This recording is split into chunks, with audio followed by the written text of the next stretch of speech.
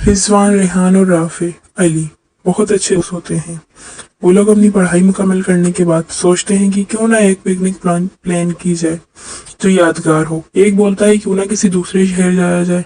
सब कहते हैं नहीं, यहाँ तो हम बचपन से अपनी फैमिली के साथ जा रहे हैं, कुछ नया करते हैं। बॉयज पिकनिक करते हैं।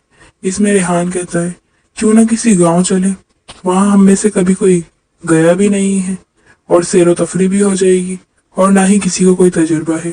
चारों कहते हैं हाँ ये ठीक है। तैयारियों में लग जाते हैं और ठीक दूसरे दिन सफर शुरू कर देते हैं। वो लोग एक कार में सवार होकर निकल पड़ते हैं। वो आधा सफर तय करते हैं कि इतने में एक जीप सामने आकर खड़ी हो जाती है। इस जीप में डाकू होते हैं जो इनका सारा सामान लूट लेते हैं, यहाँ तक कि इनकी गाड़ी भी ले लेते हैं। वो लोग अब वहाँ बेअबान रास्ते में काली रात में बगैर मोबाइल फोन, बगैर किसी साजो सामान के खड़े होते हैं। कुछ देर बाद वो लोग मदद की उम्मीद में आस लगाए बैठे हुए होते हैं। काफी देर बाद वो लोग सोचते हैं क्यों ना पैदल चला जाए। वो लोग चलते चलते करीब एक गांव में पहुंच जाते हैं। थकन की वजह से वो दोनों एक दरख्त के नीचे सो जाते हैं। सुबह होते ही गांव वाले इन्हें देखकर घबरा जाते हैं और इन्हें डाकू समझने लगते हैं। आंख खुलती है तो बहुत सारे गांव वाले इन्हें बुरी हकारत से देख रहे होते हैं। वो इन्हें गांव के सरपंच के पास ले जाते हैं और वो इन्हें दरख्त से बांध देता है। वो इनसे पूछते हैं तुम लोग कौन हो। वो लोग बताते हैं तो सरपंच उनसे कहता है अपने घर वालों का नंबर दो, लेकिन इनमें से किसी को भी याद नहीं होता। वो इन्हें वहीं बांध देता है। काफी देर बाद एक बच्चा वहां से गुजर रहा होता है। अली उससे कहता है बच्चे इधर आओ, तुम हमारी रस्सी खोल दो, मैं तुम्हें एक वीडियो गेम दूंगा। बच्चा कहता है बच्चा हूँ, बेवकूफ नहीं, दिमाग खराब।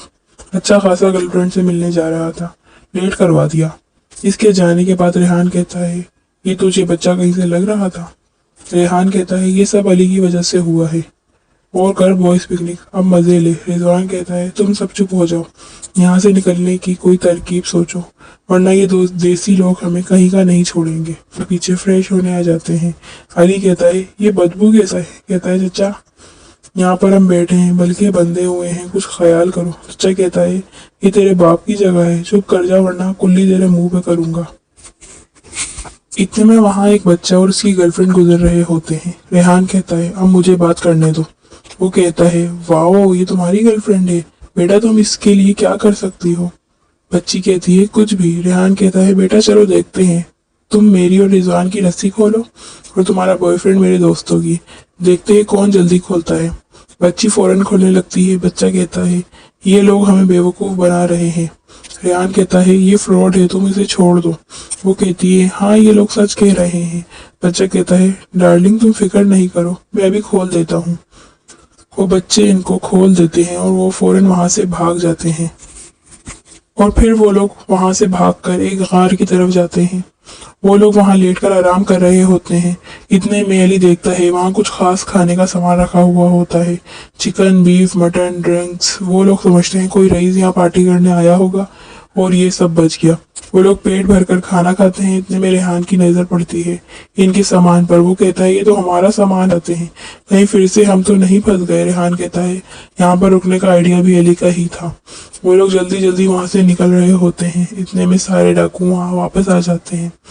इन्हें देखकर कहते हैं तुम लोग सामान वापस लेने आए हो, तुम लोग हमारा पीछा कर रहे हो, हम तुम्हें नहीं छोड़ेंगे, हम तुम्हें यहीं पर बांध देंगे।